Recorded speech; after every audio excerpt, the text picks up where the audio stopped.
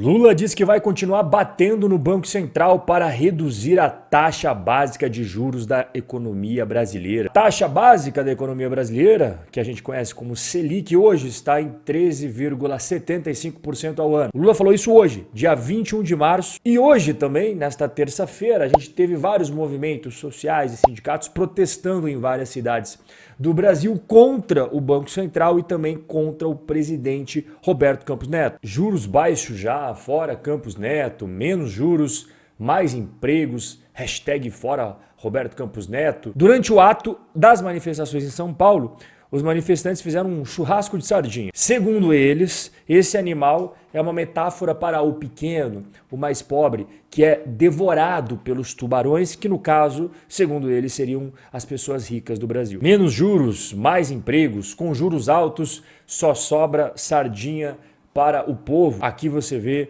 a imagem deles fazendo o tal churrasco de sardinha. O presidente da Força Sindical falou que a intenção é mostrar que os juros altos engordam os tubarões rentistas, enquanto que para o povo só sobra a sardinha. Mas afinal de contas, de quem que é a culpa pelos juros serem tão altos no Brasil? É exatamente isso que eu vou conversar com você hoje. Inclusive, se você desconfia quando trazem essas narrativas aí para você, que acaba não batendo muito com a realidade, e você tem vontade de aprender mais como funciona o mercado financeiro, o que afinal de contas são os juros e por que eles existem, e mais um monte de coisa que você precisa aprender para ter sucesso com as finanças na sua vida, não ficar caindo nesse tipo de coisa que eles contam aí para você na mídia. Convido você para participar da Semana da Liberdade Financeira, dias 4, 5 e 6 de abril, 8 horas da noite. Primeiro link aqui embaixo na descrição, você vai clicar, vai aparecer essa telinha aqui com todas as informações. Você coloca seu nome, seu e-mail e clica aqui ó, no botão verde. Por que os juros são tão altos no Brasil? Se você aí na sua casa, você gasta mais do que você recebe, você vai ter um buraco no seu orçamento, né? E para fechar esse buraco, você tem duas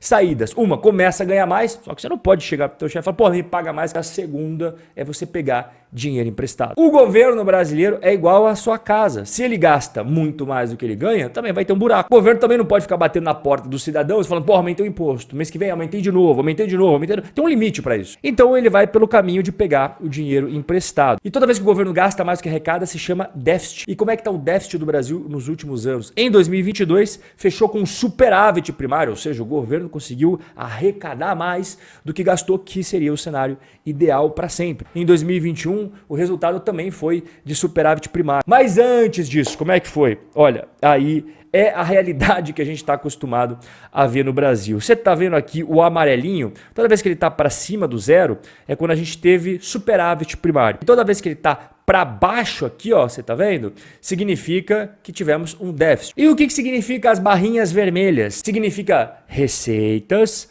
menos despesas somado com os juros da dívida pública que o governo tem que pagar. Presta bem atenção nesse gráfico que você está vendo e agora eu vou colocar outro que faz total relação com o que a gente está falando, que é a dívida do governo brasileiro. Você vê que a gente veio uma tendência de crescimento 2014, 2015, 2016, 2017 e aí devido ao C19 teve aquele negócio que você está vendo em 2020 ali na tela. Mas e os últimos anos? Como é que foi? Tivemos uma queda dela. Aqui você está vendo o mais atualizado. Então, aqui nesse momento do C19 você viu que acabou acontecendo. Depois, gradativamente, ela foi sendo reduzida. Aqui é o momento que nós estamos conversando. E aqui vem o pulo do gato principal para você entender todo o nosso bate-papo de hoje. Como as despesas do governo sempre estão crescendo acima das receitas, o governo sempre precisa financiar essa diferença. Então a saída é sempre emitir títulos do Tesouro. Só que o governo, além de pegar dinheiro emprestado para cobrir o déficit, sabe o que ele também faz? Ele rola a sua dívida, faz o refinanciamento dela, ou seja, tá chegando a data para pagar uma dívida. É aquela dívida que está vencendo no curto prazo, mas o governo fala, putz, não tenho dinheiro para quê? O que ele vai fazer? Ele vai emitir dívidas com vencimento mais longo para pagar essa daqui de curto prazo. É o famoso vender o almoço para pagar a janta. E aqui que entra a taxa Selic, ela representa os juros anuais que o governo paga sobre a sua dívida. E é claro que quando existe a definição da taxa Selic, como ela é a taxa básica da economia brasileira, ela acaba definindo todo o resto do sistema financeiro. financeiro brasileiro. Então as pessoas estão olhando só os efeitos colaterais, eles estão olhando só as consequências, mas não estão na fonte do problema. Não adianta baixar os juros na marra, sabe por quê? O Tesouro ele sempre tem que emitir títulos novos de dívida que precisa ser comprado por alguém. E quem são os compradores? São os investidores. Ninguém vai dar dinheiro de graça pro governo se não receber algo em troca por isso. Uma coisa é você emprestar o dinheiro pro governo americano, outra coisa é emprestar pro governo alemão, outra coisa é emprestar pro governo brasileiro. Qual desses países aí, qual desses governos você acha que tem mais risco? Os juros são proporcionais ao risco que você está tendo naquela operação. Não adianta nada baixar os juros na marra, porque o mercado, os investidores, eles não vão comprar títulos públicos brasileiros que não condizem com o risco. Enquanto a necessidade de financiamento do governo brasileiro